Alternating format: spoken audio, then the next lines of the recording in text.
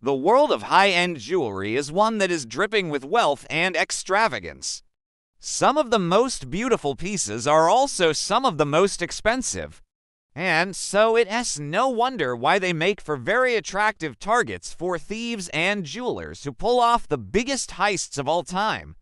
Hi, welcome to my channel. Today, we'll be looking at the greatest jewel heists ever pulled off. But before we get into it, please subscribe and hit the bell icon for notifications of all our latest videos.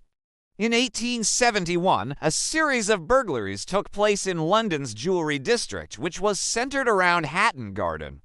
The mastermind behind the crimes was one man, William Heald. With his gang, they would spend weeks casing out their targets before striking. They would then bind the families inside their homes and steal their valuables before disappearing without a trace. What made this heist so audacious was not just the planning or the execution, but the sheer amount of loot they were able to steal.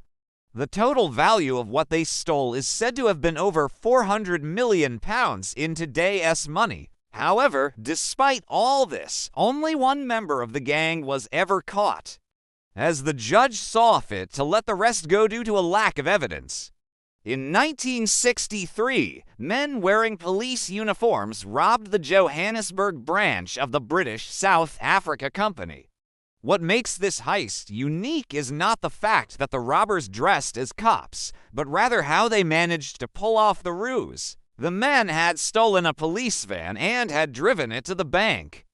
They then proceeded to tie up the security guard and several bank employees. While one of them pretended to be an inspector from the Criminal Investigation Department, another went to the vault and emptied it of gold bars worth millions. It's believed that the total haul amounted to 40 million rand in today's money. The mastermind behind the heist was a notorious criminal by the name of Stephen Cashmore. His gang had pulled off similar robberies across South Africa and even as far afield as Australia. Eventually, though, he was caught and sentenced to a whopping 275 years in prison. Between 2005 and 2006, Antwerp was the target of a series of daring jewelry store robberies. Several gangs were responsible for these crimes, but the leader of one of them was a man known as the Baron. To avoid detection, he ensured that his gang struck at least once a week, hitting the same store twice. Once they made off with diamonds worth $10 million, while on another occasion it was pearls and other precious stones worth an additional $20 million. They even attempted a third robbery, but this time were thwarted by the store owner who had anticipated their return.